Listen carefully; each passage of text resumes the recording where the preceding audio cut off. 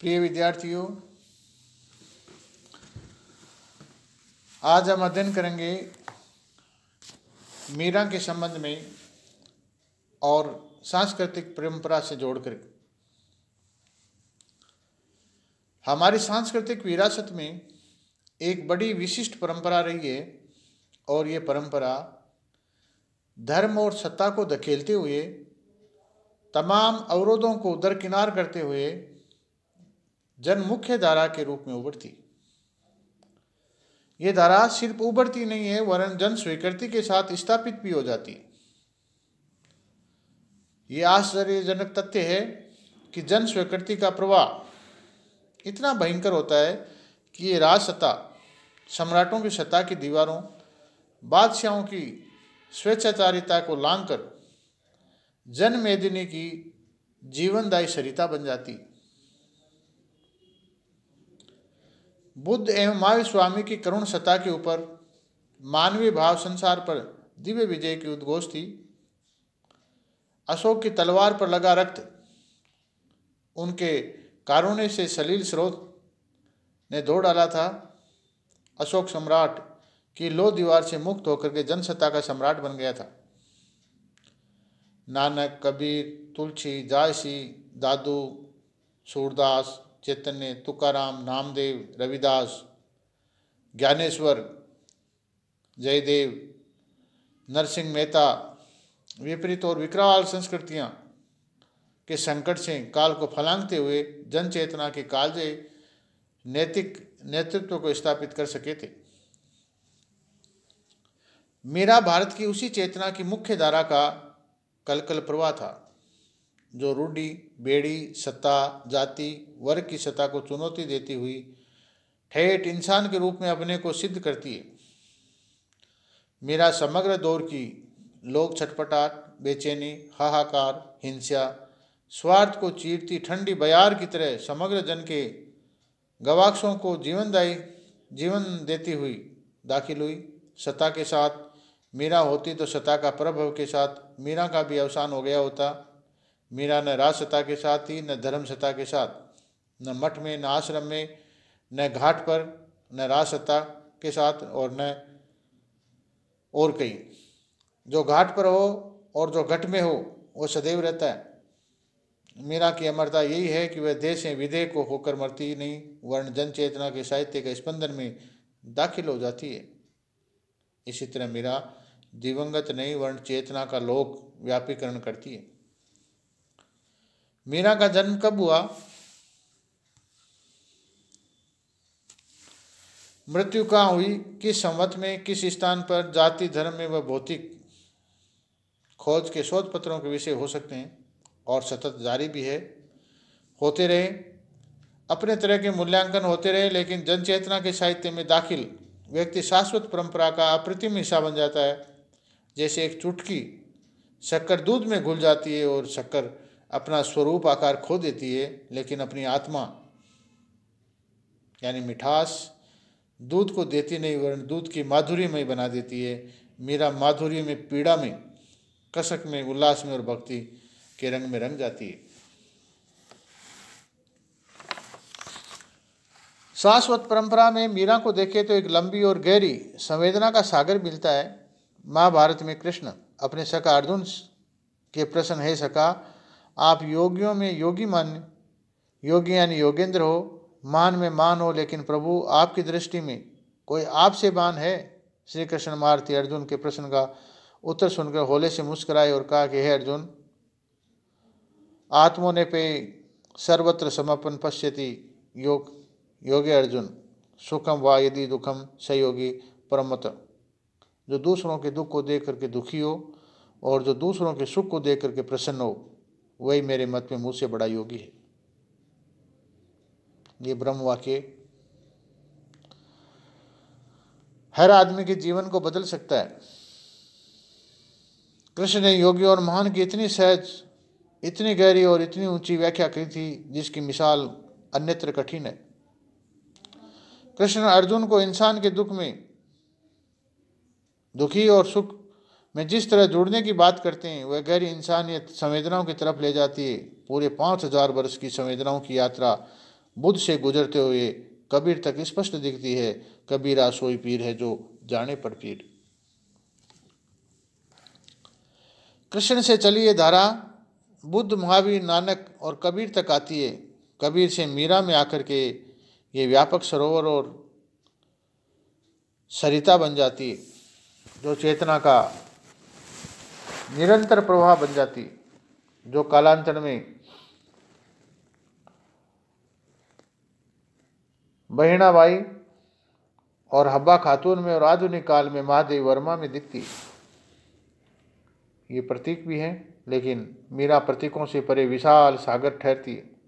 हमें कतई नहीं भूलना चाहिए कि मीरा का मूल्यांकन अतीत की परंपरा के संदर्भ से ऐतिहासिक काल से गुजरती हुई हवाओं, रिश्तों, नातों के बीच में करना पड़ेगा। ये भी देखना पड़ेगा कि तत्कालीन राजनीति और देश की क्या स्थिति थी। राणा सांगा और शेरशाह के स्वदेशी प्रतिरोध विदेशी बाबर के आक्रमण के खिलाफ लामबंद हुए थे। ये तय था कि स्वदेशी मोर्चा जीतता, लेकिन महाराणा सांगा की असामयिक मृत्यु और शेरशाह के सासाराम में हुई मौत ने आक्रमणकारियों के लिए मैदान आसान कर दिया था। तुर्क, फारसी, तुर्की भाषा, विदेशी सत्ता के दबदबे से भारतीय सांस्कृतिक चेतना ने नया रूप ग्रहण कर लिया था। वह था संस्कृत की ताकत से जनभाषा में साहित्य की रचना। मीरा जहाँ महलों से मुक्त हो रही थी, वहीं संस्कृत पांडित्य के बोझ से मुक्त होकर के देशज भाषाओं में प्रवेश कर रहा था। सिर्फ मीरा और तुलसी को छोड़ सभी श्रमिक वर्ग से आए कला कौशल हस्तशिल्पी लोगों में धर्म, भाषा, साहित्य में सांस्कृतिक प्रतिरोध का जन आंदोलन पैदा हो गया था। नानक, कबीर, दासी, सूर, मीरा, तुलसी, तुकाराम, नामदेव ने जो जमीन स्वाभिमान और साहित्य चेतना की तैयार की थी, उस जमीन पर प्रताप, शिवाजी और गुरु गोविंद सिंह ने धर्मनिरपेक्ष, सदाचार, शौर्य, सौहार्द का राष्ट्रीय आंदोलन पैदा किया। वे आंदोलन पूर्ववर्तियों से अलग व्यापक चिंतन और कर्म में व्यापक थे, मुख्य धारा के थे। सत्ता और बादशाह मुख्य धारा के खिलाफ सांप्रदायिक उठी थी। मीरा अपनी पारंपरिक और ऐतिहासिकता के संदर्भ में निरंतर आधुनिक साबित हुई है। यह एक घटना का वर्णन जरूरी है। देवास में निवास करने वाले स्वर्गीय पंडित कुमार गंधर्व प्रातःकाल गट्टी पर अनाज पीसती हुई महिलाओं के गीत सुनने जाते थे तो वे कह उठते थे कि वाह मासी वाह, क्या बात है बुआ जी, वाह भाई भाभी, कितो अच्छो गायो तूने, और प्रभाती तो शानदार है। महिलाएं अपना पसीना पहुँचती और लंबी सांस लेती। बुजुर्ग मासी कहती, काय के गाणो महाराज, औरत को विलाप है रे वीरा, मीरा की पीड़ा कबीर की पीड़ और बुद्ध का दुख है। का नहीं था। प्रभाती में प्रभात के उजास में विलाप का सांस्कृतिक क्रंदन में नथी है। प्रख्यात साहित्यकार संपादक श्री प्रभाकर श्रोत्रिय ने नया ज्ञानोदय अंक 27 मई 2005 नई दिल्ली ने अपने संपादकीय का शीर्षक लिखा था कि 500 बरस की युवती। वे लिखते हैं कि मीरा आधुनिक स्त्री का आईना है। अलंकरण, शोभा, भोग वगैरह के लिए नए बंधनों में बंधी, स्वतंत्रता का दंभ भरती आज की फैशन परस्त स्त्री क्या देख पा रही है कि उसके आसपास सोने के पिंजड़े के लिए बाजार घूम रहा है, और वह भी उन्हीं पिंजरों में से एक पिंजरा चुनने के लिए न सिर्फ बाध्य है बल्कि स्वेच्छा से परख रही है कि कौन कितना पिंजरा ज़्यादा जड़ाऊ है, कितना कीमती है। मीरा को देखे, स्वाधीनता के मूल्य के लिए वह बिल्कुल आज की लड़ाई लड़ रही है। वाकई बात महत्वपूर्ण है और विचारणीय भी कि मीरा ने जिस स्वतंत्रता, स्त्री स्वाधीनता का संघर्ष किया था, आज कथित आधुनिकता ने औरतों के संघर्ष को खत्म करके स्वाधीनता की स्वतंत्रता का मुगालता देकर उसे सहज सुलभ बना दिया है। मीरा हमारे अतीत की सर्वाधिक आधुनिक मनुष्य रही है। मीरा पर जितना विचार किया जाए उतनी वह गहरी और व्यापक भी है। क्या वह किसी औरत के आदिम विलाप की सांस्कृतिक यात्रा नहीं थी? शब्दों का भीड़, अर्थों की पोटली और भावों का कारवां, स्वरों का संसार लिए वह बंजारण कहाँ जा रही थी? रेत पर, दिल पर, यादों पर, शब्दों पर, अपने हाथों पर, पाँवों पर, आंसुओं पर, और निश्वास से लिखते हुए गाते हुए कोई महाकाव्य रचते हुए वो सभ्यता की महाधारा में न जाने कहाँ जा रही थी। उसका जाना ठीक हमारे लिए आना सिद्ध होता था। आज स्त्री स्वतंत्रता की जो बातें की जा रही है, आप कल्पना कीजिए कि उस ज़माने की जब सामंतीशाही का दौर था, राजपूत घराने की औरतें गढ़ से बाहर नहीं निकल पाती थी, चार बंदी के अंदर कैद थी।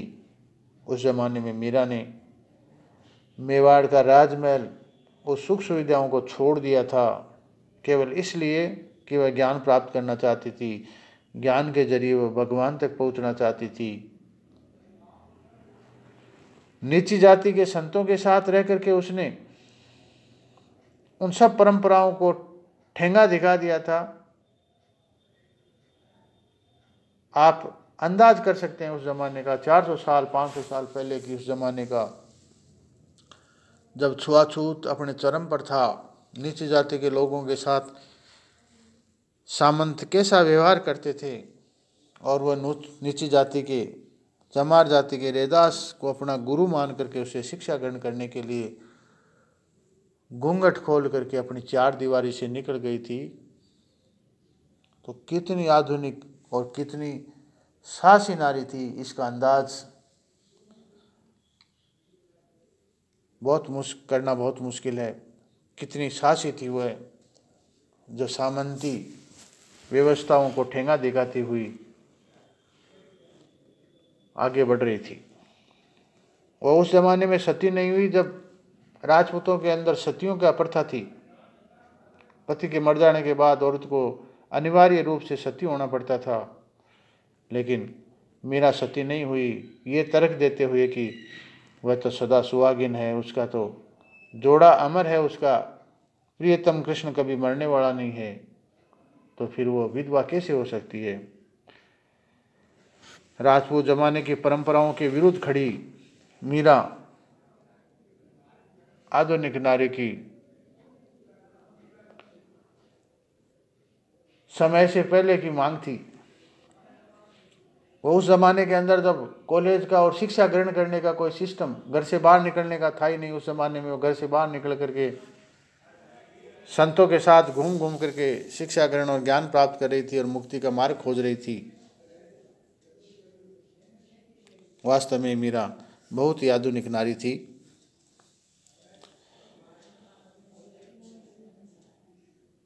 पास और इतने अंदर रक्त में स्पंदन और धड़कनों से गुम्फित है, सभ्यता के शरीर से, सभ्यता के मन से और सभ्यता की आत्मा से। स्त्री के संसार से मीरा का खरोच कर बाहर फेंकने का अर्थ सभ्यता की मौत है। लेकिन जन चेतना ने, मुख्य धारा ने, सभ्यता ने, संस्कृति के व्यापक दिगंत ने उसे कंठ की ध्वनि की तरह, शब्दों के अर्थ की तरह, फूल से खुशबू की तरह, कस्तूरी की महक की तरह और आंखों की नेह की तरह, होठों की मुस्कान की तरह अपने में संजो के रखा है। ये सब दिखते नहीं है, मीरा दिखती नहीं है, लेकिन सुकून में एहसास मीरा है। मीरा पर कोई आख्यान खत्म नहीं हो सकता, कोई वाक्य पूरा नहीं हो सकता। वो तो एक प्रवाह है और सतत प्रवाह बहता रहता है, और बहने का नाम ही मीरा है।